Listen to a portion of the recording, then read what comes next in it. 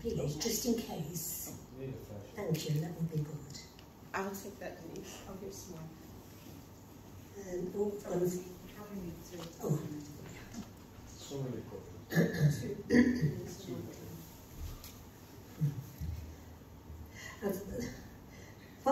What I've done with this, I've made different points, and I'm just going to bring the points and then talk about them, right? So I'm just going to start first with, to say Tracy. I only had one child, Tracy, and when she was born, she was premature, and she was very tiny. She was £4.14. So that meant I didn't have anything to do with her in the hospital. She was being looked after, and I didn't have her until I got home. When I got home, I was terrified of her. I was terrified of touching her, doing anything with her, because I had no experience about babies at all. Even dressing her and changing her. And Rhoda, Denise said something to you before, Jesus. And you called Otham. Thank you, Joseph. Oh, another way, Joseph. You said that Bill was a rock. Well, I had a rock. Didn't really know at that time, really, but soon found out. Found out the first day my rock was Len, because he did have experience with babies. He used to look after his friends' babies when they was out. So he changed her, and he dressed her and everything, and he did that for a few days. After a few days, I was okay. I was all right about it. So that was it. Then later on, we found, well, it was pretty soon, we found out that Tracy didn't like food, she didn't like to eat. It was very, very difficult to feed. It was a nightmare, really, especially with someone who didn't really know much about babies. But that would take too long to speak about. But by the time she was about 7, for some reason, that went, and she just started eating over, and that was good. And then I'm just going to go older. As Tracy got older, she had difficulty at school with reading. So they put her in this class, it was called a redeeming class, to help reading. Now the teacher there, she speaking to me and Len, and she said, "You do know that Tracy is never going to do anything academically, don't you?" No.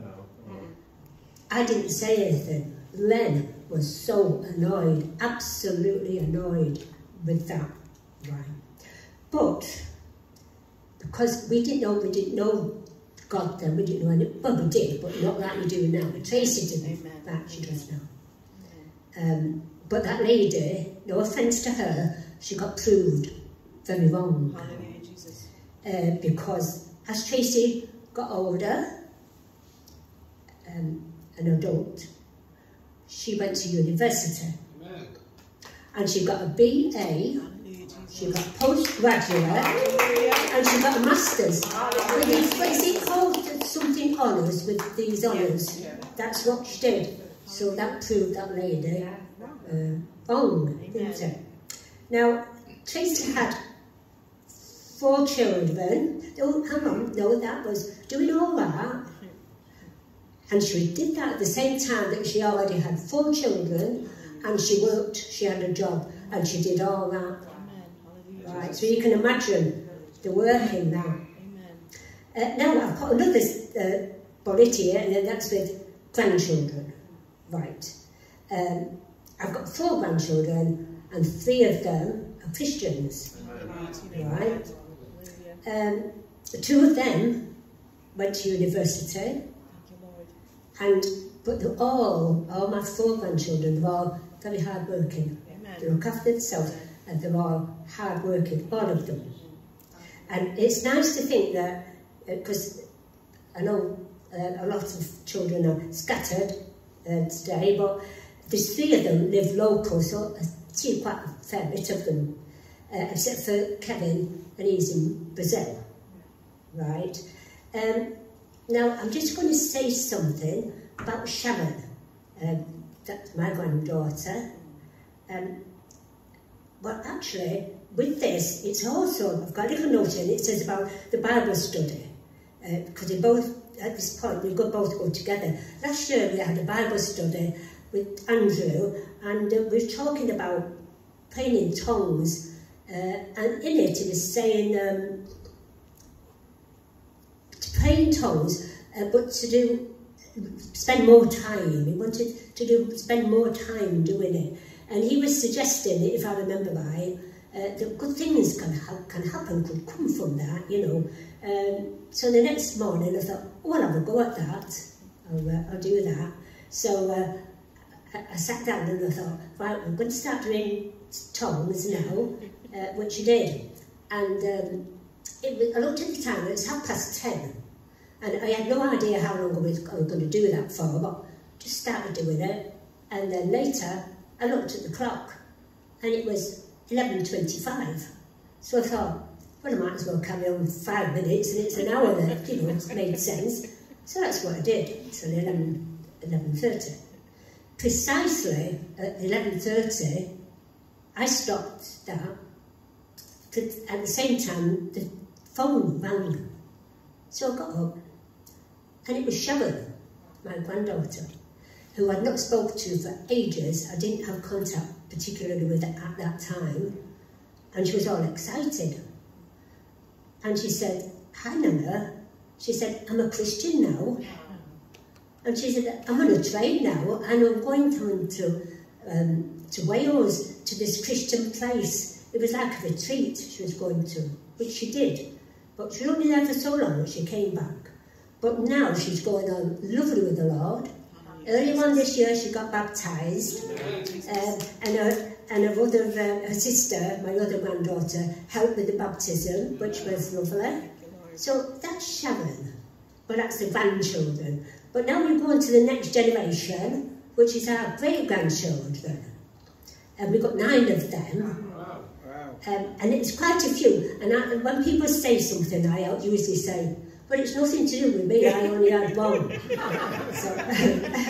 So anyway, our great-grandchildren, Alicia, now she's 19, she's the oldest, and again, the university come into this, because she's at York University, and she's doing law there, and she's doing very well, but she's a very, very clever girl, and she just loves to study.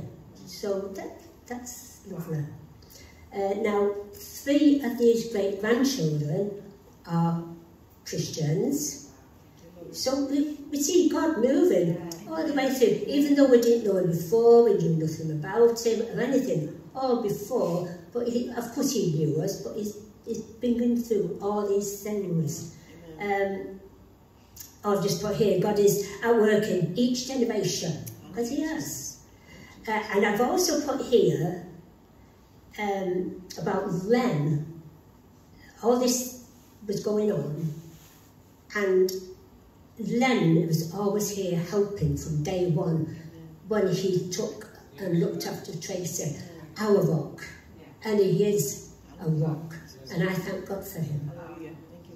I really do, I really do, because he's still doing it now. He's 81 now, and he has once a week, he gets up at 6 o'clock in the morning to go to Denton, which is a good way, to pick Josiah up, who's 3. Take him to, no, don't take him to school now, he brings him to our house, and we have him for the day, and then he takes him back again, and that's so that his mum can work, because she has to work. So he's helping again, he's being the rock again, right? And just want to finish now with a little testimony about Josiah. Josiah is 3. I know some of you know him. He's a beautiful little thing. And I know he's saved. You've only got to look and you've only got to be with him. His countenance is amazing. But anyway, this testimony is beautiful. His mum was telling me about it. In the garden, the back garden, there was a cat come. And this cat was there all the time, and his mum didn't, Josiah's mum, Joanne, didn't like it. He kept shooing it away, but it wouldn't go, it was still there. And of course, Josiah must have known about this, right? So one day, he was stood at the window, the big window, the patio window, looking out on the garden, and the cat was there, and he's looking at the cat. I suppose the cat was looking at him, I don't know. But Josiah said, in the name, oh, there was the cat, he said, "Cat, in the name of Jesus, get out of my garden now and don't come back." The cat shut off, never to be seen again. So that's what I thought. Amen.